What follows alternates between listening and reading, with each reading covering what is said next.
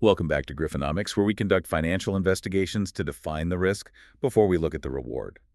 Today, we are conducting a post-mortem on the specific moment the virtual world finally crashed into physical reality. It is good to be here. And crash is absolutely the right word. Usually on this show, we're talking about things that are, well, they're ethereal, right? Code, algorithms, market sentiment, things that live in the cloud. Exactly. But today, we are talking about steel, concrete, copper, and the absolute hard limits of physics. We are. This is the 10x power problem. That was the headline on the dossier, and it's not an exaggeration. No, it reads like a thriller. Yeah. And to set the scene for you listening, it is Saturday, January 17th, 2026. If you've opened your electric bill in the last 6 months, and especially if you live in what's called the PJM interconnection zone, we'll get to that, you've probably felt a spoke in your blood pressure. And if you haven't felt it yet, all the data suggests you will. Soon. That is comforting. But the thesis we're exploring today isn't just, hey, my bills are high. It's that the artificial intelligence revolution has triggered a fundamental planning crisis, a full-blown crisis for the U.S. energy grid. That's it. You have these gigawatt-scale data centers just colliding with a power supply that is actually shrinking. A shrinking supply. But I want to sharpen that thesis even more. The so what here? The reason this matters to you isn't just about lights flickering. It's not about the inconvenience of a blackout. What is it about? It's about a massive structural wealth transfer. Until very, very recently, the residential ratepayer, you, me, the local bakery, a grandmother in New Jersey, was effectively underwriting the heavy industrial infrastructure needed by big tech. So wait, you're saying grandmothers have been subsidizing the training of large language models? Through their monthly utility bills. That is exactly what the financial structure suggests. And our mission today is to unpack how that happened, why politicians suddenly revolted, and why the whole era of asset-light tech companies is officially dead. Okay, let's unpack this. We have to start with the physics of it. We keep using this term 10x. In the tech world, that usually means, a 10x return or user growth. What does it mean for the grid? It means a jump in scale and density that is almost hard to comprehend. If you look at let's call it the old world of the internet, say back in 2020, a traditional data center was just a big warehouse, right? Hosting your Gmail, your Dropbox. Sure, a big air-conditioned building full of servers. Exactly. And those places were big, but they consumed anywhere from 5 to maybe 200 megawatts of power. And 200 megawatts is still a ton of juice. That's a serious industrial facility. Oh, it is. But the new facilities, the ones being built right now specifically for training these massive AI models, they are requesting 1 gigawatt. That's 1,000 megawatts. 1,000. So that is the 10x jump right there. But I feel like people hear gigawatt and their mind goes straight to Back to the Future. It sounds like science fiction. Can you put 1 gigawatt in human terms for us? Yeah, but let's ground it. Think of it this way. 1 gigawatt is, it's roughly the output of a standard nuclear reactor. A nuclear reactor. For one building. One building. Or, in terms of homes, 1 gigawatt can power somewhere between 250,000 and 800,000 houses, depending on where you are. So when a company like Amazon or Google says, we want to build an AI cluster here, they're basically asking the utility to plug in a medium-sized city, a city the size of, what, Seattle or Denver? Exactly, into a single connection point. It's just staggering. Yeah, it's just one facility. Just one. Now, zoom out with me. This is where the crisis really comes into focus. Look at the data from Dominion Energy. They're the main utility for Virginia. Right. They recently disclosed that they have service requests right now from data center developers for a total of 40 gigawatts. 40 gigawatts. Yes. 40. I have to ask the obvious question. Do they even have 40 gigawatts? No, not even close. That request is roughly double their entire current capacity across their whole network. It's enough electricity to power 10 million homes. So to meet that demand, they'd have to clone their entire grid. Every power plant, every wire they've built over the last 100 years, and just build it all again from scratch. That's the scale of the challenge. And of course, you can't just do that. And that's the friction point. We're trying to push this massive, unprecedented load onto a grid that is, in a lot of places, 70 or 80 years old. A grid designed for, a new subdivision here, a shopping mall there. Exactly. Gradual growth. The grid is not designed for what engineers call blocky load growth. Blocky load is a great term. It sounds like a medical condition. Yeah. But I'm guessing it just means demand doesn't curve up nicely. It just appears. A giant instant block of need. That's it. It completely destroys all the forecasting models. You don't gradually add 10 million homes worth of demand. You drop a 1 gigawatt facility in the middle of a cornfield, and you just expect the grid to handle it. That's the physics of the crisis. So we've established the scale. It's mind-boggling. Now let's talk geography, because this isn't happening evenly across the country, is it? There's an epicenter to this earthquake. There is, and its name is PJM interconnection. PJM. I feel like I see this acronym in the headlines all the time now. For anyone who's not familiar, who are they? It sounds like a law firm. It does. They're what's called a regional transmission organization, or RTO. The simplest way to think about them is as the air traffic controllers for electricity. They don't own the power plants or the power lines, but they manage the market and the flow of electrons to make sure the lights stay on. And their territory is huge. Massive. They serve 65 million people across 13 states. It stretches all the way from New Jersey down through Pennsylvania and Maryland and out to Chicago. So the industrial heartland of the U.S. Correct. And they are the canary in the coal mine for this whole AI problem for one key reason. They manage Northern Virginia. Ah, data center alley. The one and only. Something like 70% of the entire world's internet traffic physically flows through server farms in Northern Virginia. It's the global choke point. Why there? It's where all the undersea fiber optic cables from Europe meet the domestic ones. If you're building a giant AI model, you want to be there because of latency. The speed of light actually matters. You want your computers as close to your data as possible. So everyone piles into the same few zip codes, plugging into the same grid. And they break the system. PJM recently announced that they are 6 gigawatts short of their reliability requirement for the year 2027. 6 gigawatts short. And 2027 that's basically tomorrow in utility planning time. It is right on top of us. We are not talking about a problem for 2035 anymore. You know, Mark Christie, a former chairman of FERC, that's the Federal Energy Regulator, he had this quote that really, really chilled me. What did he say? And he said a few years ago the threat of blackouts was on the horizon. Now, he says the reliability risk is across the street. Across the street. That makes it sound so immediate. It makes you want to go buy a generator. It should. PJM now has to treat Northern Virginia as a special case in its power auctions. The appetite for electricity there is just. It's bottomless. And here's where it gets really scary.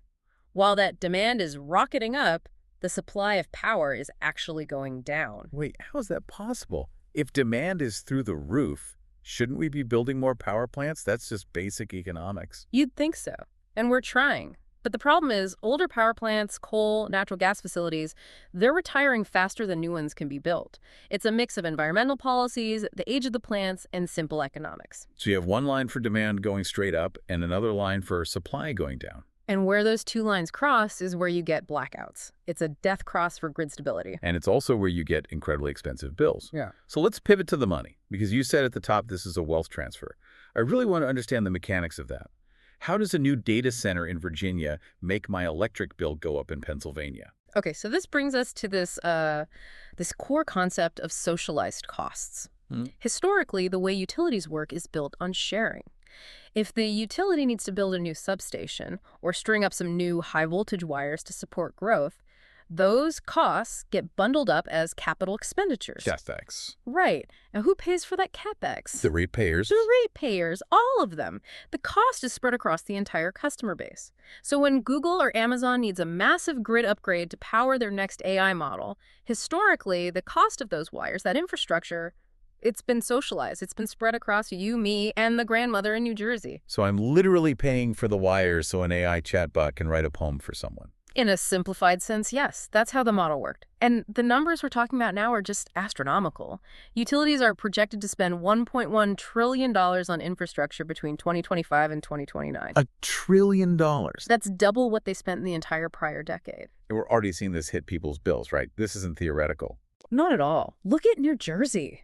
In June of 2025, just last summer, residential electricity rates spiked by about 20% in a single month. 20%. And that wasn't because people suddenly started using 20% more power. It was because the cost of capacity, the price to guarantee that power is available when you need it, just skyrocketed because of the scarcity we're talking about. And this feeds into what you've called structural inflation. Exactly. For decades, electricity prices pretty much tracked with general inflation. But now they've decoupled. Electricity itself is now becoming a driver of inflation. And that complicates the Federal Reserve's job because you can't lower the price of electricity by raising interest rates. This is a physical shortage, not a monetary one. There's another risk you laid out in the dossier that sounds like an absolute financial nightmare. You call it the stranded asset trap. What is that? This is the risk that I think keeps utility planners up at night. It's a direct parallel to the dot-com bust. Imagine this scenario. Right now, today, we go on a building spree. We build dozens of massive new natural gas power plants to serve these AI data centers. Okay. Now, these plants, they have a 40-year lifespan. And we finance them based on the assumption that AI demand will go up forever in a nice straight line. But lines in the real world rarely go up forever. Exactly. What happens if the AI bubble bursts? Or, maybe a more likely scenario, what if the chips just get vastly more efficient? What if NVIDIA or someone releases a new chip in 2029 that does 10 times the work for half the power? Then the demand for all that electricity just craters. It craters. But the debt for those power plants, it's still there. And because of the way utilities are regulated, the ratepayers, homeowners, small businesses, are legally on the hook to pay off that debt for the next 30 years. So you could be paying for an idle, useless power plant in the year 2040 that was built for a chatbot in 2026. That is a stranded asset. You're paying a mortgage on a house that nobody lives in, and you're legally required to keep paying it for decades. That is a terrifying prospect, and it really explains why the politicians have suddenly woken up to this. This isn't just some engineering problem anymore, is it? It's a political firestorm. It is. The political class finally realized that my constituent's electric bill just doubled is what you might call an extinction-level event for a political career. And what's fascinating is the coalition that's forming. You've got Democratic governors like Josh Shapiro in Pennsylvania and Wes Moore in Maryland. Right. And they're joining forces with the Republican governor of Virginia, Glenn Youngkin. That's a group you don't often see on the same side of an issue. What's bringing them together? Pure, unadulterated anger at PJM and fear of their own voters. They've issued what is basically an ultimatum. They have threatened to pull their states out of the PJM market entirely. Secession from the grid, is that even possible? It would be incredibly messy and difficult. Think of it like Brexit, but for electricity. But the threat alone is extremely powerful. You had Governor Shapiro on TV calling PJM a faceless bureaucratic organization that's driving up prices for his people. He's saying we refuse to let our state pay for this massive planning failure. And this political heat, it's not just at the state level. This has gone all the way to the White House. We're seeing the Trump administration step in with a very, very specific directive. Yes. President Trump has clearly identified utility bills as a potent populist issue. He made a statement recently, and I'll quote it directly. "I never want Americans to pay higher electricity bills because of data centers." That is pretty unambiguous. You can't get much clearer than that. And the administration is now moving on two fronts. First is deregulation. There's this AI action plan, which is looking to roll back parts of the Clean Air and Water Acts to speed up the permitting and construction of new power plants. That's the classic supply-side approach. Right. Make it faster and cheaper to build. Exactly. But the second move is actually the most interesting one financially. It's a direct intervention in the market. This is the emergency capacity auction you mentioned. It sounds like dense financial jargon. But from what I've read, this is a revolutionary change. It's a massive deal. It fundamentally rewrites the business model. So let me try to explain it simply. The old way was utilities buy power and everyone pays for it through their bills, socialized costs. Right. We covered that. The new proposal is an auction created specifically for big tech. So like a VIP lane at the airport. A VIP lane with a very, very expensive toll. The proposal forces the hyperscalers, your Amazon, Google, Microsoft, to bid on 15-year contracts. And these contracts would directly fund the construction of brand new power plants. Okay, so hang on. Instead of the grandmother in New Jersey backing the loan for the new power plant, Amazon backs the loan. Amazon becomes the financial guarantor. Precisely. The tech companies have to put their own balance sheets on the line. And there's already talk of a tentative $15 billion pact where these companies agree to pay their own way. This sounds great for the consumer. Finally, But what does it do to the tech companies? We think of tech as this beautiful, high-margin, asset-light business. You write code once, you sell it a million times, you make 90% profit. That era, it's over. This is maybe the most underreported story in finance right now. Think about the margins. Software margins can be 80–90%. Cloud computing margins are still great, maybe 65%, but AI infrastructure margins, when you have to literally build your own power plants and sign 15-year industrial contracts, What are we talking about? we are looking at sub 50% margins, maybe even lower. That's a totally different kind of company. That's not a software company anymore. That's a heavy industrial operator. It is. They are, in effect, becoming utilities. They don't have a choice. To compete in AI, you have to become an energy baron. They're being forced to pivot from asset light to asset heavy. So we see this huge strategic shift happening at the macro level. I want to zoom in now and look at how this is playing out on the ground, because we're seeing two very different strategies emerge from the tech giants. Let's call it the diplomat versus the aggressor. Yes, the contrast between the two is stark. Let's start with strategy A, the diplomat. This is largely the path that Microsoft is taking. Right, I saw the headlines about Brad Smith, their president, making some really big pledges. Brad Smith is a very smart operator. He can read the political room. He sees the pitchforks and torches coming. So Microsoft has come out with this pledge to pay your way.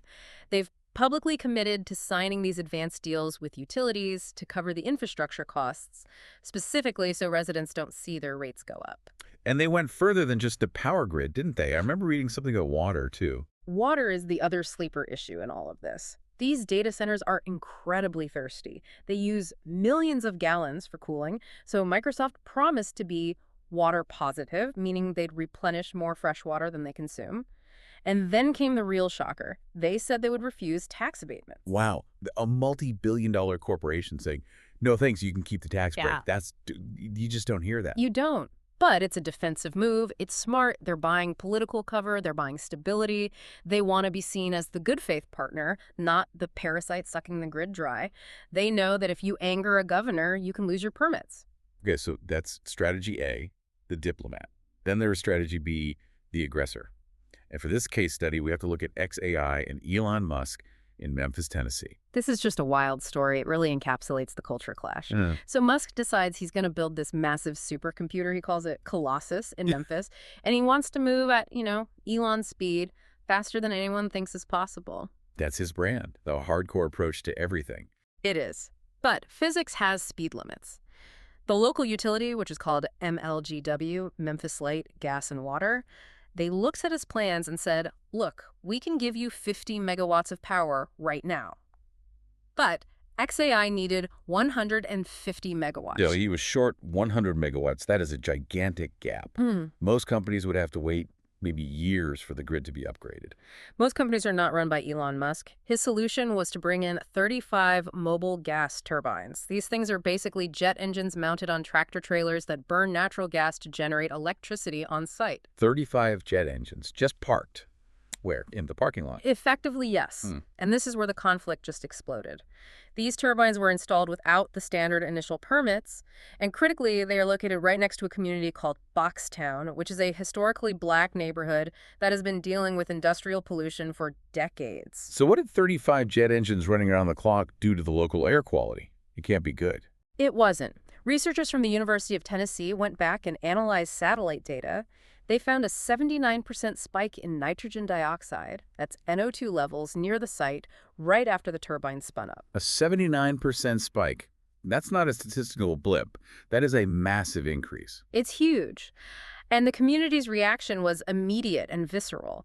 People started reporting that the air smelled like rotten cabbage. Oh.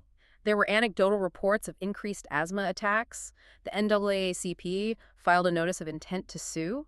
This really highlights the Silicon Valley ethos of move fast and break things being applied to the physical world. And when you break physical things, the consequences are very different. Exactly. When you break code, you get a software bug. When you break physical infrastructure rules, you get smog and you get asthma. It's just a perfect illustration of the core tension we're talking about. You can write code overnight, but you can't build a clean, reliable power plant overnight.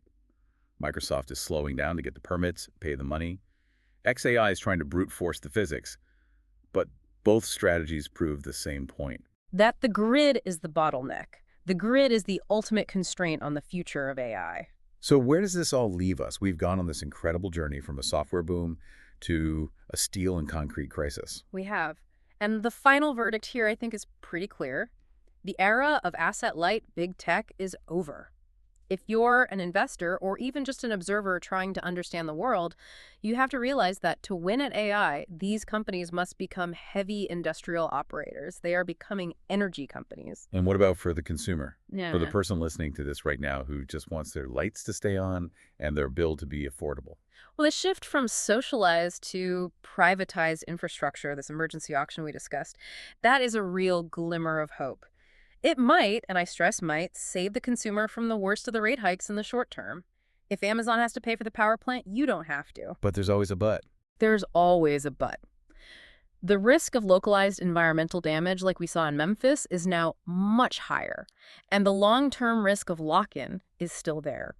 If we build thousands of gas turbines today to power ChatGPT, we are locking ourselves into a fossil fuel infrastructure for the next 40 years. We're making a multi-decade commitment for a technology that completely changes every 6 months. That's a really sobering thought. We are pouring concrete for something that moves at the speed of light. That is the paradox we're living in. So what's the final takeaway for our listeners? I think for me, it fundamentally changes how I even look at my computer screen. It should. I want to leave everyone listening with this one thought. When you type a prompt into a chatbot, when you generate an image, it feels like magic. It feels completely immaterial, like it's happening in another dimension. But it isn't. Somewhere, a gas turbine is spinning up. Somewhere, water is being evaporated from a river to cool a server. Your digital request has a physical exhaust pipe. That is a powerful image. Your ChatGPT prompt isn't just code. It's a turbine spinning in someone's backyard. Well, we have certainly defined some risk today, from gigawatts and wealth transfers to the smell of rotten cabbage in Memphis. This is Griffonomics. Risk defined. Portfolio protected. Thanks for diving in with us. Thank you. Keep an eye on those power lines. We'll see you on the next Deep Dive.